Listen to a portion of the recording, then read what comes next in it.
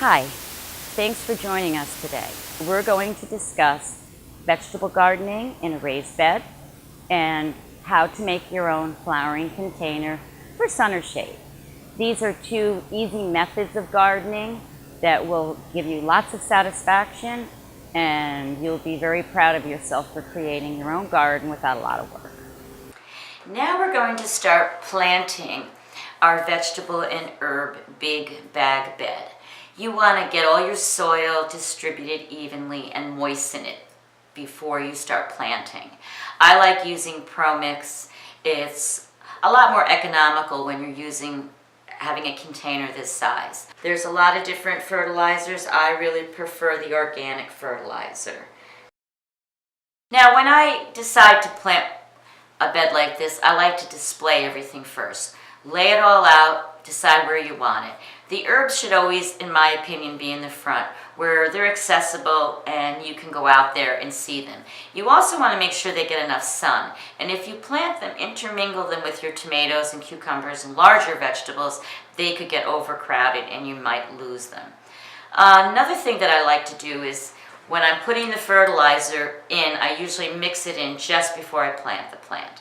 And then when you get your plants all in, you want to place your tags. Until you're familiar with what you're growing, it's best to keep the tag. And if other people come to harvest, they'll know what to harvest.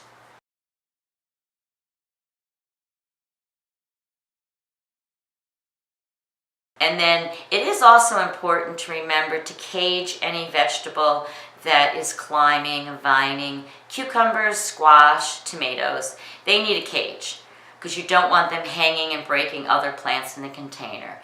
After you're done doing that, watering them in is extremely important, getting them all watered in well. Your garden will fill up faster than you believe. You also want to remember to cut and harvest your herbs frequently. Your vegetables, you want to keep your eye on them. Sometimes people forget and they wait till the fruit is overripe. If you cut it when it's prime, you're going to put more energy back into the plant to grow more fruit.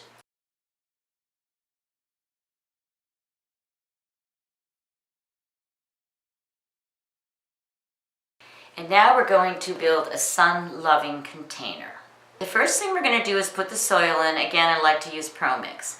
Osmocote is a wonderful fertilizer for your annual containers. It's time released and it lasts for up to a month. The packaging can say 3 to 4 months, but you can reapply it in a month. You want to keep your annuals strong and healthy and florific. I like to use a large vertical plant in the center and layer things down. You want to have a good proportion in your container.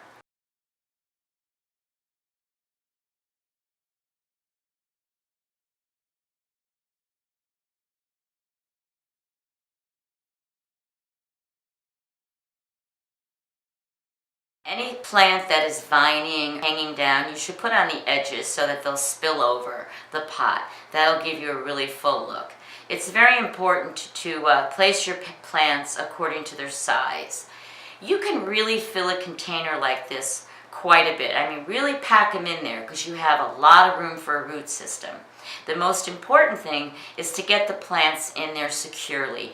Don't leave them above the soil. Don't leave holes for water to pool. ProMix is a wonderful product because it also will dry out and you won't end up with soggy soil when we have heavy rains. Just keep getting them nice and secure, play with them, work them the way you want them. But by getting them nice and full like this, you'll feel like you've really accomplished something.